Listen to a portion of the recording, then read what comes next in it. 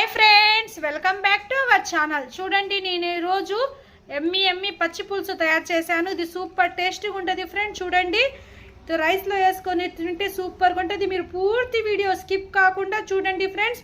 ఇది విలేజ్, పక్కా village style పచ్చి పులుసు. చూడండి, ఈ విధంగా కలుపుకొని ఇందులో ఉన్న వెల్లుల్లి ఆనియన్ నంచుకొని తింటే సూపర్గా ఉంటుంది ఫ్రెండ్స్. పచ్చి పులుసుకి నేను ఫస్ట్ చిన్న నిమ్మకాయ సైజ్ అంత చింతపండు వాటర్ వేసి క్లీన్గా కడిగేసి నానబెట్టేస్తున్నాను. చూడండి, ఈ విధంగా కడుక్కొని నానబెట్టుకోండి. ఎందులో డస్ట్ అనేది ఉంటుంది. చూడండి, ఈ విధంగా నానబెట్టేశాను. ఇప్పుడు స్టవ్ వెలిగించి ఫస్ట్ ఈ ఎండుమిర్చిలు మొత్తం ఈ విధంగా కాల్చుకోవాలా. నేను చూపిస్తాను ఏ విధంగా కాల్చుకోవాలనేది. చూడండి, ఈ విధంగా మొత్తం ఎండుమిర్చులు మొత్తం ఈ విధంగా కాల్చుకోండి ఫ్రెండ్స్. ఇది సూపర్ టేస్ట్గా ఉంటుంది. ఈ టేస్ట్ మీరు జన్మలో మర్చిపోలేరు. చూడండి, ఈ విధంగా కాల్చుకుంటున్నాను. ఇది బొగ్గుల మీద అయినా కాల్చుకోవచ్చు ఫ్రెండ్స్. బొగ్గుల మీద కాల్చుకుంటేనే టేస్ట్ ఎక్కువగా ఉంటుంది. చూడండి, నేను స్టవ్ మీద కాల్చుకుంటున్నాను.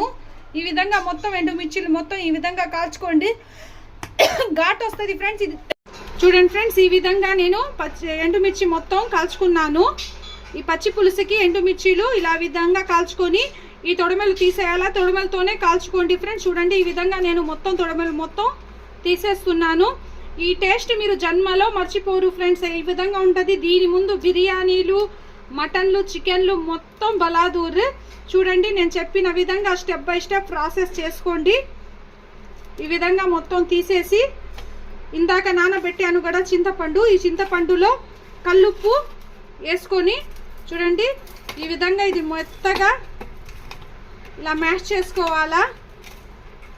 ఇది పల్లెటూరి స్పెషల్ పచ్చి పులుసు. మీరు ఈ విధంగా ట్రై చేయండి. చూడండి, ఈ చింతపండు అలా మ్యాష్ చేసుకొని ఇందులోనే నేను ఈ విధంగా కాల్చుకోనుల్లా ఎండుమిర్చి ఇది కూడా వేసుకోండి ఫ్రెండ్స్. ఇది సూపర్ టేస్టీగా ఉంటుంది. Please like, share, subscribe friends. Subscribe my channel Akhila kitchen. చూడండి, ఈ విధంగా మొత్తం ఇలా బాగా కలుపుకోవాలా ఫ్రెండ్స్. ఇది రాగి సంగటిలో కానీ రైస్లో కానీ సూపర్ ఉంటుంది.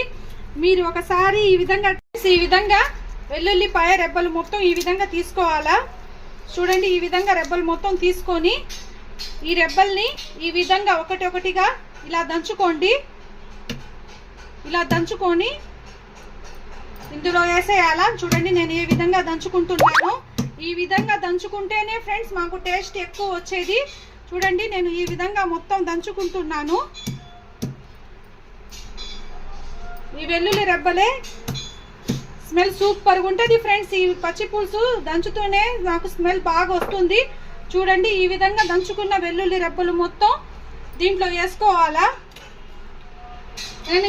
చూడండి ఫ్రెండ్స్, ఈ విధంగా ఉల్లిపాయ మొత్తం తొక్క తీసేసి ఈ విధంగా చేసుకొని వేసుకోండి ఫ్రెండ్స్. కట్ చేసి బాకండి. ఈ విధంగా వేసుకుంటేనే మీకు టేస్ట్ బాగుంటుంది. ఈ విధంగా మొత్తం ఉల్లిపాయ మొత్తం ఈ విధంగా వేసుకోండి. ఇందులో కరివేపాకు కూడా వేసుకొని ఈ విధంగా మెత్తగా బాగా చూడండి ఫ్రెండ్స్. కరివేపాకు నేను ఆనియన్ కరివేపాకు వేసిన తర్వాత ఈ విధంగా మెత్తగా బాగా పిసుక్కోండి. ఈ విధంగా మేము చేతితో చేస్తేనే ఫ్రెండ్స్ టేస్ట్ వచ్చేది. మీరు మిక్సీలో కొడితే టేస్ట్ రాదు. చూడండి, ఆనియన్ బాగా కలిపేదాకా ఈ విధంగా మెత్తగా పిసుక్కోండి. మీరు ఉప్పు కారం మొత్తం ఇప్పుడే టేస్ట్ చేసుకోండి ఫ్రెండ్స్. నేను ఇందులో ఒక 10 ఎండుమిర్చి దాకా వేసాను.